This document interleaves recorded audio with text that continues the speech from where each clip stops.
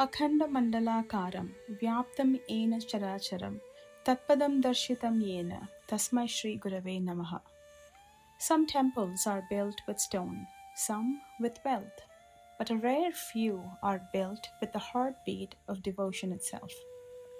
In the quiet lanes of ancient bhakti lived three such souls: a man who built sanctuaries in the silence of his mind, a humble weaver who turned a single mantra into the rhythm of life, and a king whose devotion followed him across lifetimes. Three stories are not just legends.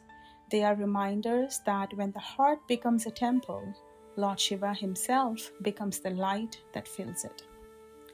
In a sacred town in India lived Pusalar, a humble Brahmin whose devotion did not rest in rituals or outer grandeur. For him, the real temple was the mind, and the real worship was silence soaked in love. He longed to build a magnificent temple for Lord Shiva, but life had given him nothing, not wealth, not resources, not means. Yet, his devotion did not tremble. He decided to build what his hands could not, using the purest stone known to man, the stone of imagination. Day after day, he visualized every detail: the sanctum, the corridors, the pillars, the tower. He gathered the wood, the granite, the artisans, everything within the boundless space of his mind. He also set an auspicious date for the consecration and continued the worship inside this invisible temple with unwavering faith. At the very same time, far away in another town, a king had constructed a grand stone temple. Jewels, gold, and countless workers had been employed, and the consecration date was fixed. The same day, Pusalar had also chosen in his heart. But one night, the king experienced a startling dream. Lord Shiva appeared before him and said, "Postpone your ceremony, as I must attend another consecration." The king awoke confused. There was no such temple recorded in any map, so he rode out in curiosity. When he reached the town, he found no physical structure at all, only a quiet man in meditation. Pusalar humbly revealed that the temple lived only in his mind. The king's heart melted. What he had built with wealth was nothing compared to what Pusalar Nayanar had built with devotion.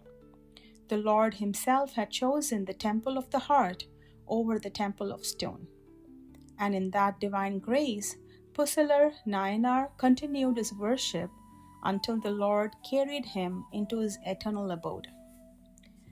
Across the land of India lived another simple weaver, Nesa Nayanar, whose entire life was woven with the thread of devotion. His lips constantly repeated Om Namah Shivaya. His hands never tired of serving Lord Shiva's devotees, and his heart never drifted from the Lord's feet. His life was a beautiful demonstration of the power of Nam Japa, the sacred practice of repeating the divine name. For him, the mantra was not a chant, it was breath, heartbeat, and life itself. He practiced it the way saints teach, beginning the day in silent meditation, holding the mantra during work, returning to it between breaths, allowing it to echo even during sleep.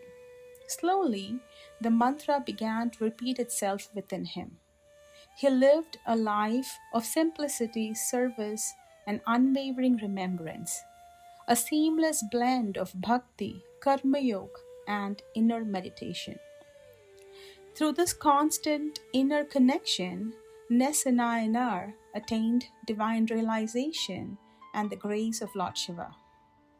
And then there was the extraordinary story of Kochengat Chola, whose devotion stretched across lifetimes.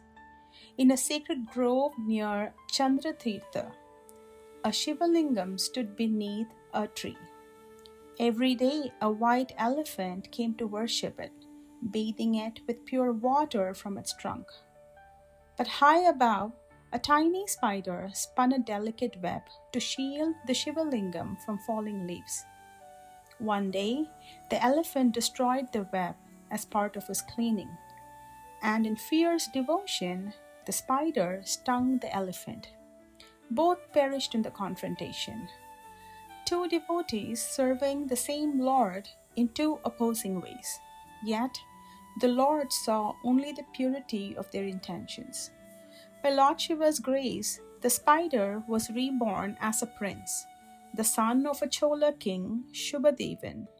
His mother, Kamalavati, had prayed to Lord Nataraja for a child, and the Lord granted her the very soul of that devoted spider. When the child was born, slightly delayed but destined for greatness, his red eyes earned him the name Kochengat Chola. His mother passed away at birth, but the boy grew into a king driven by an ancient devotion imprinted from his past life. He ruled wisely, built countless temples, and especially honored all the Brahmins of the land, ensuring that worship at the temple remained vibrant and pure. The most touching moment of his life came when he built a temple, placing the Shiva Lingam beneath the very tree where he had once offered his tiny service as a spider. Devotion, like life, had come full circle. In the end, Kochengat Chola attained Lord Shiva's eternal abode, his name immortalized in secret hymns and remembered as a king whose heart never forgot the web he once wove for his Lord. 3 lives, 3 paths, and 1 truth. Devotion does not depend on wealth, status, or form.